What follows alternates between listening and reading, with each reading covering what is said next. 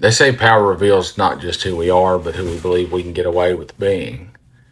The recent leak of Telegram chats among young Republican leaders has ripped that mask clean off. And what we see is not juvenile foolishness or a prank gone wrong. What emerges here is a subculture of hatred, misogyny, dehumanization, and violent fantasy.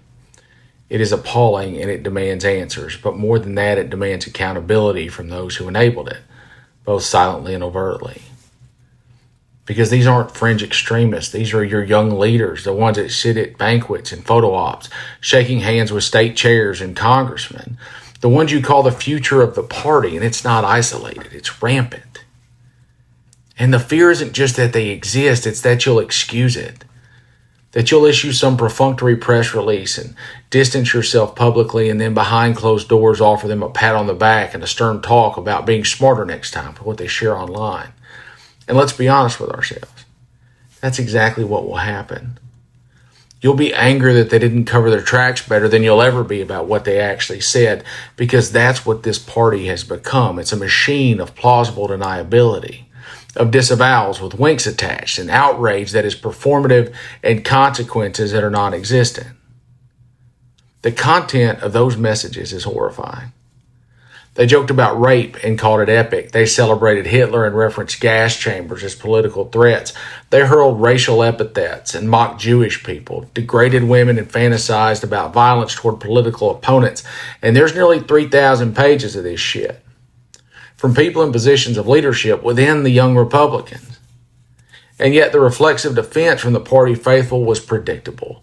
It was out of context, it was doctored, or it was jokes. But even a fragment of it is too much. Because the point isn't whether it was meant as a joke. The point is that it was possible as a joke. That it found an audience among peers who laughed, applauded, or egged each other on. That's not a glitch in the system. That's a culture. When young militants or aspiring operatives talk this way, they're not rebelling against a system. They're imitating it. They've seen that smirk, that nod. They've heard the dog whistle. They've heard their elders invoke real America and greatness as coded permission to hate the world outside their tiny little bubble. And they're performing loyalty. Vulgar, violent, and eager, because they believe that's how to climb the ladder. And they're not wrong to think that. The modern GOP has made cruelty a currency. It's become the language of belonging. Mocking others isn't some shameful act anymore. It's a handshake, a test, a way to prove you'll fight without conscience. These young men didn't invent that ethos. They learned it. They learned it from cable news hosts and campaign rallies where mockery earns applause. They learned it from the leaders who praise fighters more than thinkers, who reward outrage over ethics.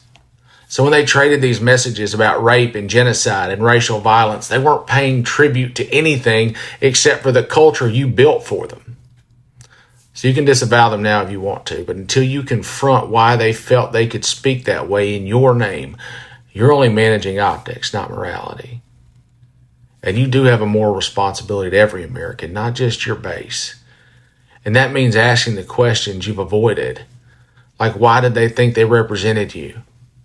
Why did they believe you'd understand? Why did they feel safe enough to say those things and confident enough to laugh about them?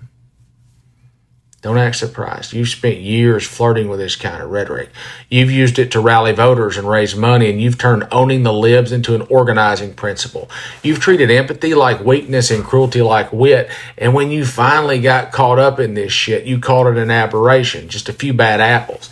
But it's not a few bad apples. The entire orchard is rotting from the goddamn roots.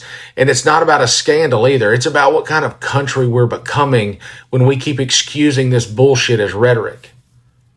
The damage isn't only reputational, it's generational, because every time this happens, you look the other way. Every time you blame the media instead of the mirror, you're just telling these young men that they were the right to believe you'd protect them.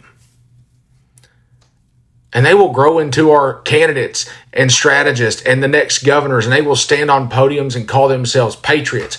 They will speak of God and country, and you'll clap because they sound like you. And that's the goddamn tragedy, isn't it? Because they do sound like you. A movement can't disown its own reflection. The truth is ugly, but it's yours. You made it. You normalized it. You taught them that morality is weakness and that compassion is compromise, that power is the only virtue worth worshiping. So don't be shocked when your kids inherit your worst instincts. Don't feel betrayed when they repeat what they thought was your approval. And don't clutch those pearls at the language they used either, because you've been teaching them how to speak that way for years. And if you want to fix this, if you truly want to fix it, start with yourself. This isn't French. This is the future that you've created. It's your legacy, and it's your goddamn fault. Because the real scandal isn't what they said in private. It's that they learned it from watching you in public. And maybe this is the part where we stop pretending that darkness comes from nowhere. Maybe this is where the fathers of this movement can look down at the sons they've made and see a mirror looking back at them. Because hate doesn't grow in a vacuum. It grows in the silence between words, in the laughter we don't correct, and in the smirk that says, "You're one of us." And when those boys joked about rape and race and murder, they weren't just mocking the world. They were echoing the one you built for them. So when you look around and you notice that the rot isn't just on the edges anymore, that it's in your bones, and it's in the language, and it's in the ease with which cruelty is disguised as strength, and one day you'll wake up and find that the children of your rhetoric have outgrown your control. They carry your banners, but not your restraint. They speak your slogans and your words, but now they're uglier and louder and unashamed. And then you'll say, well, we didn't mean for it to go this far, but it did because you never meant to stop it. There's no redemption in that denial, only truth. And maybe that's the lesson here. That the reckoning always comes, that the house you build on this hate and this bullshit will one day collapse. And the only sound you'll hear is your own voice echoing in the ruins of it. To find still death.